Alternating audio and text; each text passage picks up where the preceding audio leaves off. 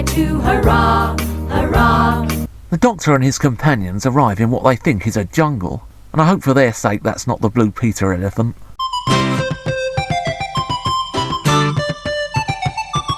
We see various animals, and they're actually in the studio with them.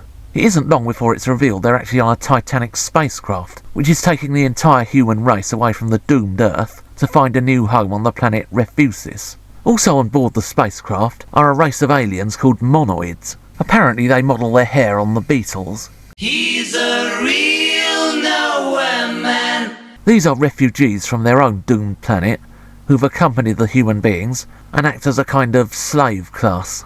It's been suggested the Doctor should have said something about this, but this incarnation of the Doctor had a habit of not telling other cultures their business. The Romans, for example, also had slaves, and the Aztecs practiced human sacrifice.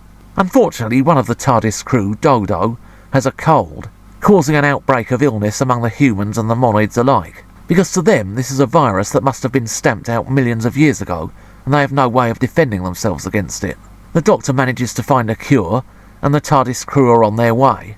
And then the story takes an unexpected twist. Remember that when this story was first broadcast, the Doctor Who episodes all had individual titles, so as far as the viewer was concerned this was the end of this story. But then the TARDIS materialises in the jungle, what must be umpteen thousand years later. There was a statue of a human being that was being built, but thousands of years later it has the head of a monoid.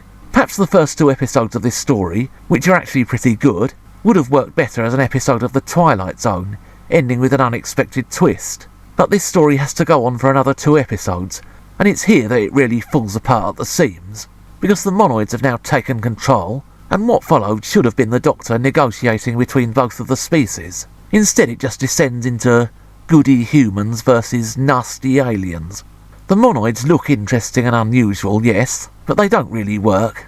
They look too gawky to take seriously as villains, and it's impossible to sympathise with them due to their complete lack of facial expressions, and the fact that they're treated as not only monsters, but stupid monsters. They explain their plans in human hearing, and their stupid-looking costumes mean they can't run very fast. Ultimately they arrive on Refusis, where the Refusans are invisible.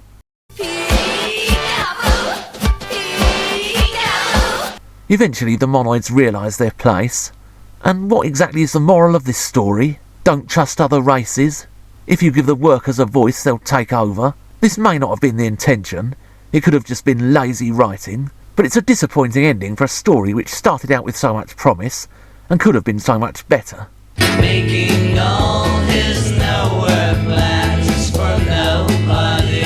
Poor wretches whom the hand of heaven